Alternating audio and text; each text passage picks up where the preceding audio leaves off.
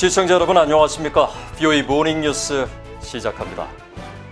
바이든 행정부가 트럼프 행정부의 영내 집단안보 구상인 동아시아 4자 안보 대화 쿼드의 연속성을 유지할 가능성이 크다고 미국의 전문가들이 진단했습니다. 특히 한국에 대한 쿼드 참여 요청이 더욱 강화될 것으로 전망했습니다. 조상진 기자가 먼저 보도합니다. 한미 연합사령관을 지낸 빈센트 브룩스 주한미군 전후회장은 VOA에 미 국익에 위협이 되는 안보 환경이 바뀌지 않은 상황에서 바이든 행정부가 연속성을 갖고 쿼드 구상에 대한 접근법을 추진할 것이라고 전망했습니다. 브룩스 전 사령관은 미국, 일본, 호주, 인도로 구성된 영내 집단 안보 구상 쿼드가 중국을 직접 겨냥하는 것이 아닌 민주주의에 관련된 조직체라는 점을 보다 명확히 발신할 것으로 내다봤습니다. 그러면서 쿼드가 영내 핵심 민주주의 국가들로 구성됐다는 점에서 바이든 행정부에서도 한국을 참여시키려는 요구가 더욱 강화될 것이라고 말했습니다.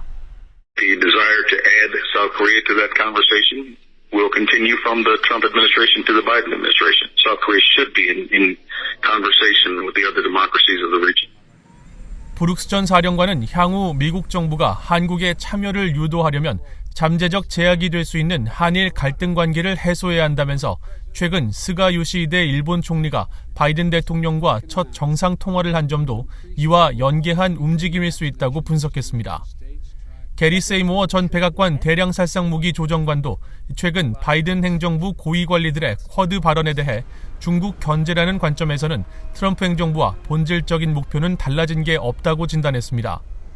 다만 세부 접근 방식에 문제가 있다는 인식 아래 대대적 보완을 진행할 것이라면서 단순한 군사적 접근 방식에서 벗어나 경제, 외교를 망라한 의제들이 쿼드에서 구체적으로 다뤄질 것으로 전망했습니다.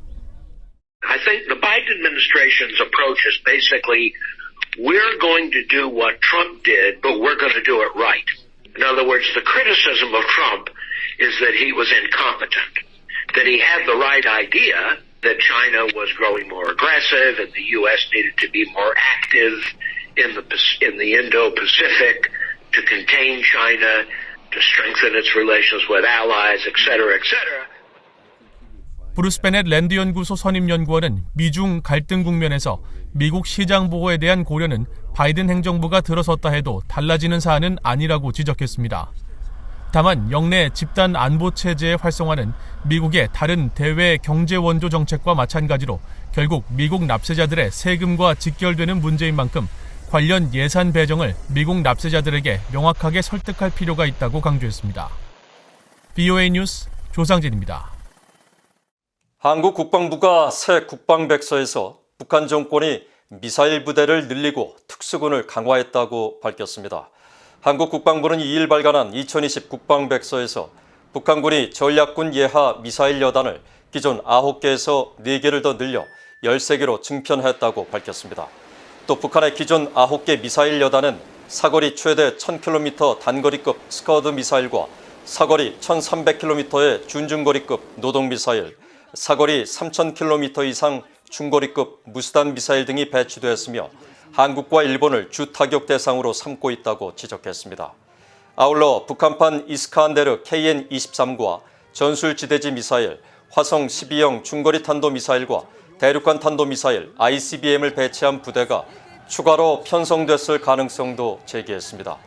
한편 문재인 정부 들어 첫 국방백서였던 2018년 백서처럼 이번 백서도 북한 정권과 북한군을 적으로 규정한 문구가 빠졌습니다.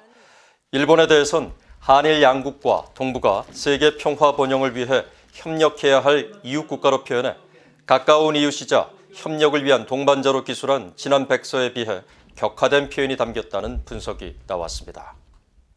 북한이 남포항 일대에 대형 유류 저장 시설을 추가로 짓는 정황이 포착됐습니다.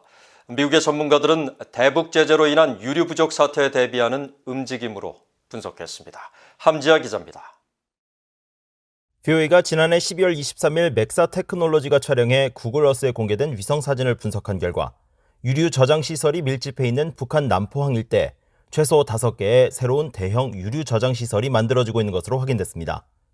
기존 유류 저장 탱크들이 밀집한 지역에 지름 약 32m의 원형 부지 4개와 25m 지름의 부지 1개가 조성된 겁니다. 이 중 원형 부지 4개가 만들어진 곳은 기존의 지름 18m짜리 유류 탱크 2개를 두고 남쪽과 북쪽에 각각 2개씩 자리한 형태로 세워지고 있었고 모두 바닥 부분에 포장 공사가 마무리된 상태였습니다. 외벽도 어느 정도 올라간 듯 북쪽으로 솟아있는 낮은 그림자가 포착됐고 4개 중 2개의 탱크 부지 안쪽에는 건설 자재와 트럭 등 물체와 인력도 일부 확인됐습니다.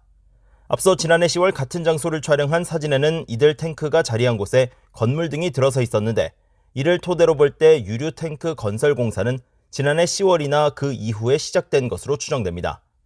아울러 BOE는 지난해 8월 남포 일대에 지름 30m, 높이 10m의 유류 저장 탱크가 만들어지고 있다고 보도했는데 현재 이 탱크들은 모두 완성된 상태로 탱크 앞쪽 바다엔 선박 접안 시설이 건설 중인 것으로 확인됐습니다.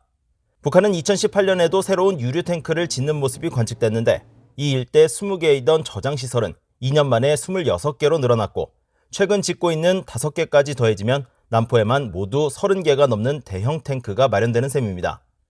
유엔 안보리는 지난 2017년 12월 채택한 대북결의 23975를 통해 북한으로 유입 가능한 정제유 상한선을 연간 50만 배럴로 정했지만 실제로는 불법적인 선박 간 환적 등 제재 회피를 통해 이전보다 많은 유류를 반입하고 있다는 지적이 나온 바 있습니다.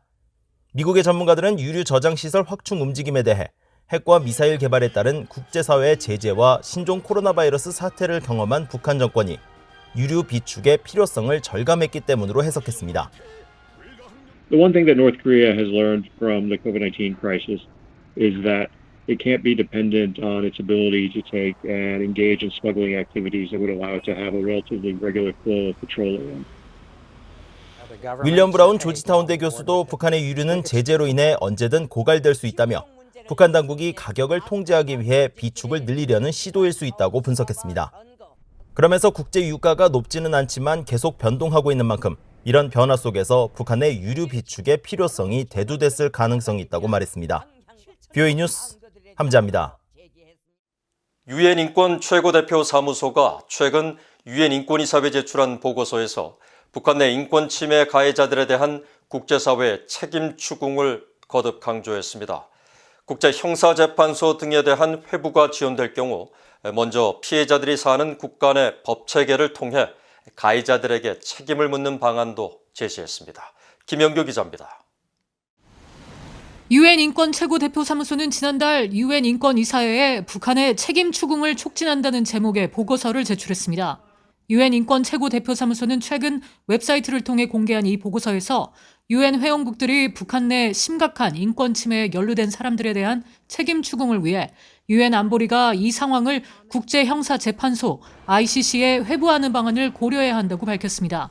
또 국제형사재판소 회부가 여의치 않을 경우 특별재판소를 세우는 등 국제적인 차원에서 이 문제를 다뤄야 한다고 강조했습니다.